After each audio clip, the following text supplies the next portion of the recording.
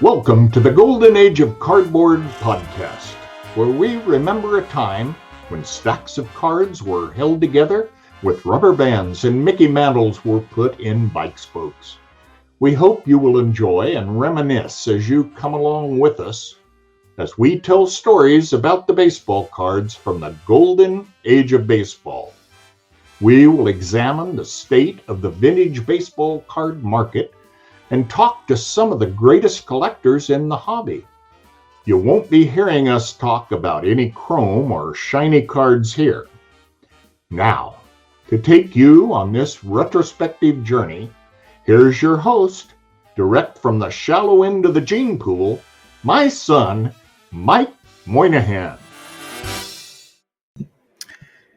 Yo and hello everybody, Mike Moynihan here, and welcome to another episode of the Golden Age of Cardboard podcast.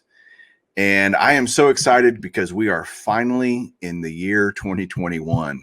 2020 is behind us, and we can kind of hopefully get on the road to recovery as a nation, get everybody healthy, and kind of get back to normal. We got a lot. I got a lot to be thankful for 2020, believe it or not. And it was a crazy year for the hobby, no doubt. And I want to just tell everybody thanks for, this is going to be the start of season 2 for the Golden Age of Cardboard podcast. Season 1, we finished with 16 episodes. This is episode 17. So if you've missed any of the episodes and you want to go back and watch them, feel free. They're available on Spotify and anywhere else you can get podcasts, along with all the other great podcasts and things that are done on the Bench Clear Media Network here. And I'm just so grateful to be a part of that. We're having a great time and hopefully doing a lot of stuff that's unique to the hobby.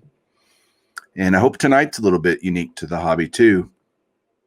The topic I'm going to discuss is just going to be me, by the way. So you get to listen to me, but that is the pro to that is that usually I don't talk as long and the episodes are a little bit shorter than when I have a guest and other people on with me. Although you're just going to hear my opinion, and so that is what it is on some things. But I am going to talk tonight about 2020 from a different perspective. And 2020 was, like I said, a crazy year for the hobby. It was also a very sad year because we lost 7 Hall of Fame baseball players passed away in the year 2020. And we've always heard when people pass away that it causes a spike in prices of their cards and autographs and everything. Probably more on the autograph side, honestly, because I think that the thought of, well, that person's never going to sign another autograph, therefore there is now a fixed supply, drives people to do that. But what's fascinated me about that idea of people dying and card prices spiking is it real? Does it really happen? And so I actually have done some research. I'm going to show you guys some things. The YouTube version of this podcast is going to be probably a little bit more robust.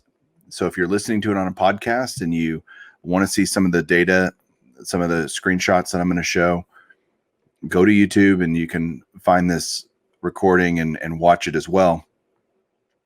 But hopefully I'll make it entertaining enough as you're listening that you can get a lot out of it as well.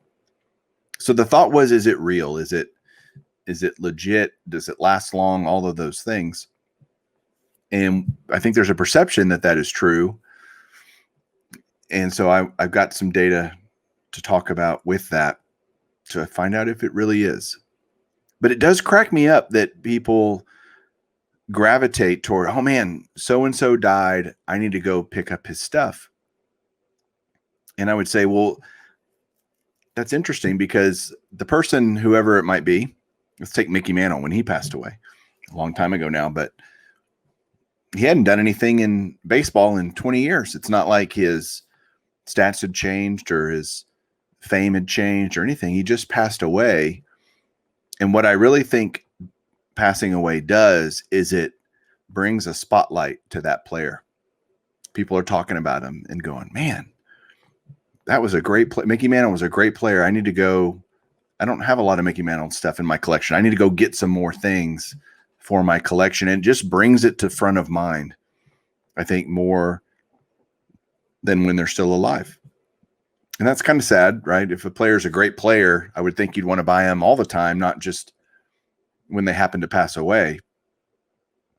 And so I just think it increases demand, albeit I think for a short period of time after they've passed away. And so I mentioned 7 Hall of Famers that died in 2020, and we lost some really great people. And I'm going to go through each of the players. I want to talk about some of their key cards, their rookie cards, and I want to look at some data that might shed some light on this phenomenon. But the first to die in 2020 was Al Kaline, passed away on April 6th. And Al Kaline was a great player, played from 53 through 74. His entire career was with the Detroit Tigers. And Al Kaline is my dad's favorite Hall of Famer, which is just an interesting little tidbit, little side note for you. And Al Kaline, his rookie card is 1954 Topps. And so to do this, I'm going to share my screen here on YouTube. And I've gone to VCP here. By the way, with VCP, Vintage Card Prices, which is vintagecardprices.com, I've started using it. I've become a subscriber to VCP over the last few months. And let me tell you what a great resource it is. It is unbelievable for me, especially as a vintage guy, to be able to add my collection in there and have want lists and different aspects of my collection and seeing values and tracking trends and everything. It's really phenomenal. And if you, by the way, we have an agreement with VCP that if you go to their website and when you purchase a 1-year subscription to Vintage Card Prices, if you put in the promo code BenchClear, all one word, BenchClear, you can get an extra month added on to your 12-month subscription if you do that. So highly encourage people to do that. I've loved it. And what I'm using VCP for tonight is to look at some different aspects of this, of his rookie card, of Al Kaline's rookie card. And so what VCP does, which is really great, is you can look at pretty much any grade. I mean, you can go all the way down from just an authentic, a 1, all the way to 10. And it'll show you an average price, a high price, a low price for that particular grade. And what I thought would be important is to look at 2 different grades and just see if there's some momentum behind this idea. I'm going to look at the collector grade of that card and then a PSA 8, because we're talking about vintage cards on all of these. We got cards from the 50s and the 60s that we're going to be talking about tonight. And so I think it's important to look at a collector grade. So a collector grade, for those of you that may not know, is simply whatever decade the card is in, the corresponding numerical grade, i.e. if a card is in the 50s, like the 54 Topps Al Kaline, a collector grade would be a 5. And then an 8 is typically considered investor grade. And usually even a 7 might, depending on how old the card is. So 7 and above or 8 or above are considered investor grade cards. And so those typically go for significantly more money. And if you're viewing here, and I'll describe this for those of you that are listening, a 5, the high price has been $940 and the low price is $570. The average is $758. So there's a huge range, right? On an 8, there's a similar range. You've got 5,300, almost 5,400 on the high end and 3,700 on the low end. So you've got a pretty big range there. And that, that matters to us as collectors. If we're buying a card, I'd like to buy it for the lowest price I can, honestly. And I think most of us would. And so what I want to do here is if you're in Vintage Card Prices and you click on that grade, it will pull up a chart. It'll show you a historical price chart of that card. And what we're going to do here is just look at the last year. And again, I said that Kaline passed away in April. So ironically, his card in April wasn't trading much higher. In March, it was around 475. And then literally on April 6th, one sold for 525. So only $50 more on Kaline. And over the next preceding couple of weeks, the collector grade cards didn't really spike very much. When you do see a spike is around May.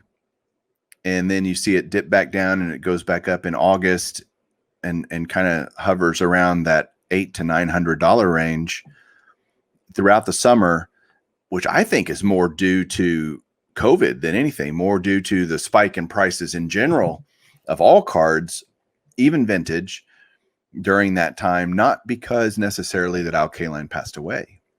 Again, there just wasn't a big jump due to his passing, as some people might think that there would be.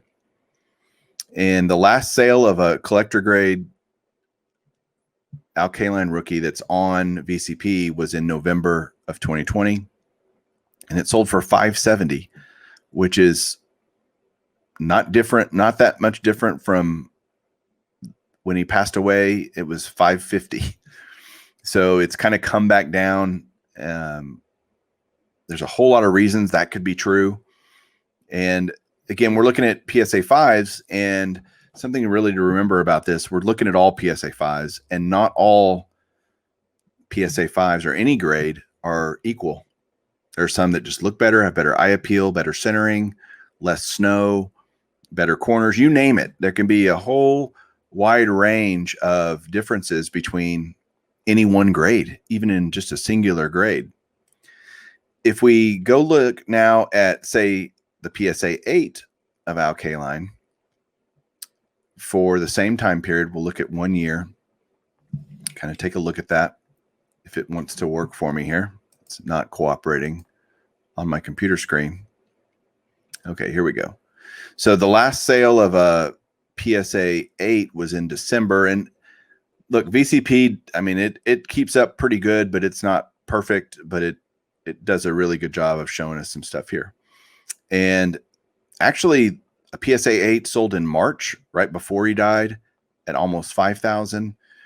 And after he passed away, the next PSA 8 sold for under $4,000. So it actually went down after he passed away, which again, I think is contradictory to what people normally think about what happens to card prices on a player when they die.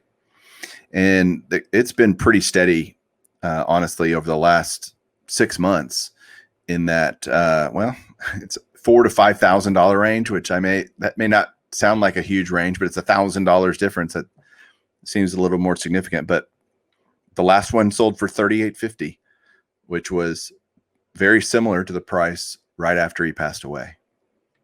So that's one of the 7. And I'll try not to be as long-winded about each of the players as we go through them here. The next one I want to talk about is Tom Seaver. And Tom Seaver passed away in August. So Kaline passed away in April. 4.5 months later, we had Mr. Seaver pass away. Great New York Met. His rookie card is actually 1967 Topps. And I think his last card is 1987 Topps, in terms of just Topps cards. I think that's what, and he has one of those great classic rookie cards. It's, the rookie stars from 1967. You've got him paired up with Bill Dennehy. He's on one of the multiplayer rookie cards. But if you look at, so it's a card from the 60s. So we'll look at a PSA 6 for that card, kind of do the same analysis here on his. Again, my computer is just being super slow. It's got a range of only about $400, $960 to $1,300-ish range. The average price about $1,100 that a PSA 6 will cost you. Now, when he passed away, the one that sold in a PSA 6 right before he died was $1,000. The next one that sold right after he died, a couple days after he died, was $2,000. So it doubled. But the next one that sold was right back at $1,000 a few days later. It was about a week later that another PSA 6 got sold. And it's been around that price, $1,000 to $1,200 ever since.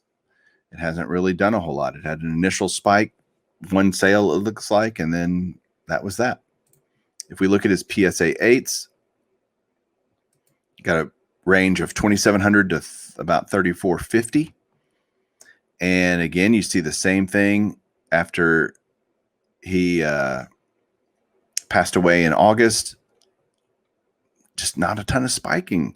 Again, you had some price increases, I think, again, more due to COVID than anything, or just the enthusiasm around cards, but it wasn't due to him dying. It's really weird. So that's Tom Seaver. Same deal. His average price on 8s is around $3,100 is what those go for. Let's move on to our third Hall of Famer, and that is going to be Lou Brock. Lou Brock died a week after Tom Seaver. He died on September 6th. So as you guys, if you followed it, you know there was just this kind of sad succession of people passing away towards the end of the year. And Lou Brock, great player. When he retired, he was the stolen base leader, just a great hitter. And he has a rookie card in 1962 Topps. And I believe his last base issue Topps card is 1979 Topps. So if we're looking at the 60s, again, a collector grade would be around a 6. And those are selling right now for an average price of around $338. And again, my computer is just being slow here, so need to be ahead of the game a little bit, maybe. The average price, yeah, $338 on PSA 6s. And if we look at the last year or so, again, him passing away in September, you saw a spike that day, but it only went from, well, it went from 180, 200-ish kind of range to $345 to $400. So there was definitely an initial bam spike, but then right back down to that 250, 280 range, 230. And then it spiked again in late October, November. And that card now is again around, the most recent one sold for $280, give or take. That was early. That was a couple of days ago on January 3rd. So it's not that far off from where it was right before he passed away.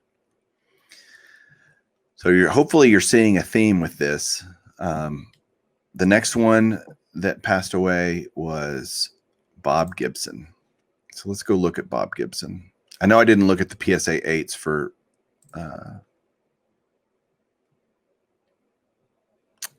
Lou Brock, but let's go check out Bob Gibson real quick.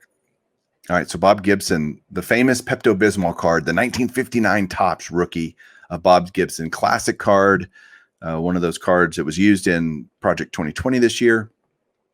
And so his collector grade is going to be around a 5, or not around, it'll be a 5.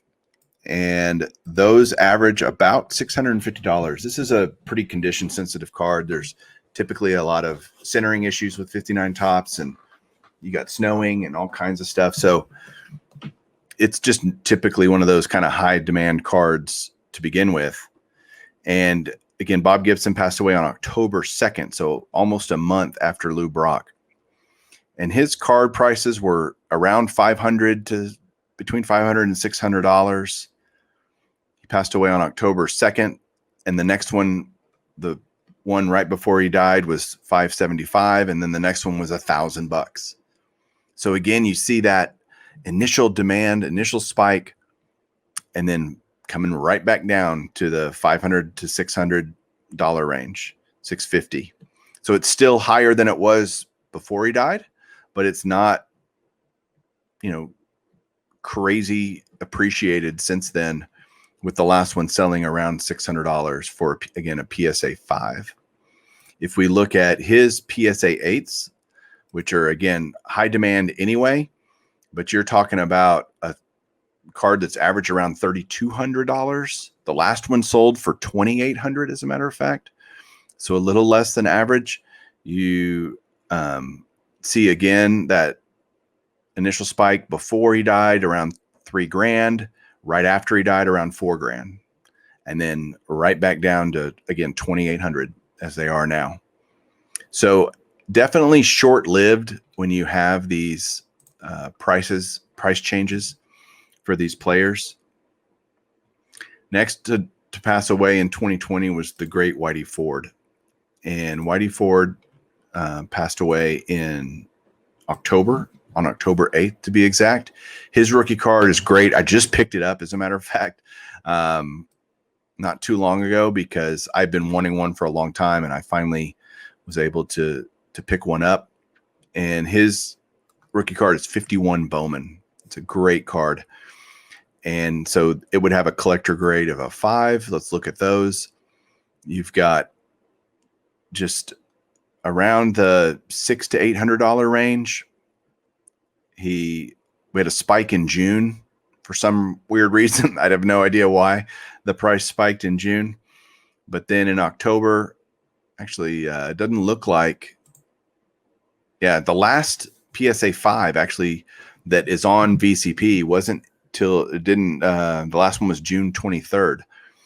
So unfortunately, there's no data here that shows after his passing for that grade. So let's maybe look at some 8s and see if some 8s got sold. Nope, they didn't. The last 8 that sold was in September, about a month before he died. Let's just try to find a grade that we have some data on. This is a pretty tough card to find, so I'm not shocked here that I can't find anything. Okay, I went to a PSA 7, and I was able to find some more recent sales. In fact, there was one, he passed away in October. So we had some in December. Before that, the last one was in July, was $2,500.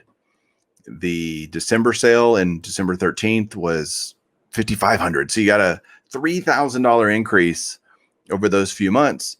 But the next one that sold a few days later was $2,950. So it's showing that on some of these, there might just be price fluctuations in general. It might not even be, due to the player passing away. It might just be supply and demand. Somebody just really wanted that card and they're paying up for it. Hard to really know. Genuinely hard to really know. And I'll draw some conclusions here in a minute. Let's go to, we got 2 more. Joe Morgan. I'm going to look at Joe Morgan. Joe Morgan, of course, great Hall of Fame second baseman, part of the Big Red Machine in the 70s, played for a lot of different teams over his entire career, the A's and the Giants and the Colt 45/Astros. Joe Morgan's rookie card is 65 Topps. Joe Morgan passed away on October 11th, just a few days after Whitey Ford. If we look at his collector grade rookie card, which it would be a PSA 6, you're talking about a card that averages about $144, $145. And when he died in October, on October 11th, it was still around $150. It sold on the day after he died for $150. It sold in December for $150. So, and it's really around $200. So it hasn't changed a whole lot. The PSA 8s on that card are significantly more. And that's the funny thing. You can get a collector grade for $150, $200. To get an 8 is 4 times that. You're going to pay around $700 to $800. And again, last sale on that was December 28th. So we definitely have some sales. And it went from around $500 to about $670 right after he died. So certainly a little bit of an increase, but not what people, I think, just expect all the time. It's going to double or it's going to do this or that. And honestly, as I did this research, I was kind of surprised myself in terms of how relatively insignificant it was longer term. Let's look at the last one here. It's Phil Niekro. And Phil Niekro just died a few weeks ago on December 26th, the day after Christmas. Great pitcher, pitched a majority of his career with the Atlanta Braves, Milwaukee Braves, Atlanta Braves. 300-game winner, great pitcher, Phil Niekro. What's Phil's last card? I want to say it's also 87 tops, now that I think about it. And Phil's collector grades are, again, this is way more. There's actually no sales in a collector grade since he passed away that is showing up here on VCP. But I can go look maybe on Phil Niekro. I'll go look at eBay. And the last one sold on the day after he died, and it was a best offer accepted. The buy it now price was $650, and it had an accepted offer.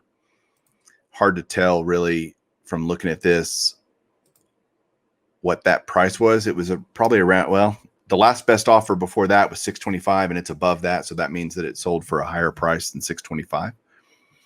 And before that, they had sold for $200. So on the high end, by the way. So that definitely has gone up. But you could also say to a lot of that is maybe they were undervalued to begin with. Maybe they were not being appreciated. Some of these cards have gone up in value, months and months after the player passed away. And again, that might just be from lack of appreciation in general, lack of appreciation in vintage, period. PSA 8s have seen, again, a price spike pre-death. There's no sales on a PSA 8 that are showing up on VCP after death. It's averaged around $400. I bet it's significantly more than that now. Let's go take a look. Oh, that's PSA 8s. I'm sorry. What I was looking at on eBay was actually PSA 8s, and they're selling for around $600. The last one sold for some number greater than 600. Previous to that, they were selling, the last one sold for 400. So they've gone up a little bit. But the funny thing is that, it's not like there's just, these aren't modern cards. And I think that there's a misconception that these are just out there all the time for you to buy. They're going on auction and they're just going for what they go for. And that's just not true on the vintage side. You've got a lot more scarcity in vintage, and it's not made up scarcity. It's not manufactured scarcity. It's legit scarcity. You can't just go find these whenever you can if you want to pay whatever crazy buy it now prices people have out there. But in general, these cards just can't be had anytime you want. And so you have to wait and be patient. But I think what the story that all of this data is telling me is, don't be the guy that buys the card right around, the day or two after a player passes. Wait a little bit, be patient. And I think you'll see that you can start picking those cards up at more pre-death prices or closer to it, as if you wait a little bit of time. I think that's really smart strategy if you're wanting to pick up some of these players. And here's the other way to avoid all of this. As tragic it is that all these players passed away in 2020, there's going to be more people that pass away in 2021 and 2022, etc. Don't wait. If you have an appreciation for vintage and you love certain players and they're still alive, go pick up their cards. Buy the Hank Aaron's, buy the Willie Mays cards, buy the Sandy Koufaxes, these players that while they're still here, you don't have to worry about a potential spike in price due to death. There might be spikes in prices due to other market reasons, market forces, hobby forces, but not because they died. And so I think that's kind of what I want to leave you with is, if you already missed the boat on the people that have passed away, be patient. I think you can still pick them up. If you're a fan of certain players that are still alive, go take advantage of them. Currently, the oldest living Hall of Famer period is Tommy Lasorda. And we have the oldest living player currently is Willie Mays. That's in the Hall of Fame. So don't sleep on these guys. Don't, go get their stuff. And if you want to get autographs for your collection of those players, go get them now. Because I know a lot of the guys, as they get older and older, Phil Niekro, for example, autograph wise, he was doing through the mail autographs, TTMs. I bet almost until he got really sick at the end or whatever. I don't even remember the circumstances off the top of my head of how he passed away, but he was signing TTMs very recently. And over the last few months, Phil Niekro's signature was getting very shaky. You could definitely tell there was a difference in him and his signature. And so there's guys like Juan Marichal, and I'm thinking of older Hall of Famers, trying to think of some that go get those now. If you want to get those, get them now. It's never a bad time to be picking these things up, these great vintage cards, these wonderful pieces of baseball history that are out there. So that's it for today. Very interesting. I am glad that I did this exercise because I was really curious. It's this kind of thought in the hobby that that's what happens when a player passes away. And I really wanted to back it up with some hard data and see if that was right. And there's definitely a trend of an initial, maybe some outlier sales that happen above the previous prices, but they all tend to kind of drift back down to where they were before. So very interesting, very fascinating. So thanks again, everybody, for joining me for this episode of the Golden Age of Cardboard podcast. Again, if you haven't yet, we would love for you to go and, leave a comment or a review on any of the sites that you listen to podcasts on, whether it be Apple Podcasts or Google Podcasts or any of that. We would really appreciate it. I would really appreciate it. And if you're watching this on YouTube, I would love your feedback. I'd love to hear what you think down below. Leave me a comment, like and subscribe to Bench Clear Media. We appreciate you. Thank you so much. Have a great day, great week, and keep collecting.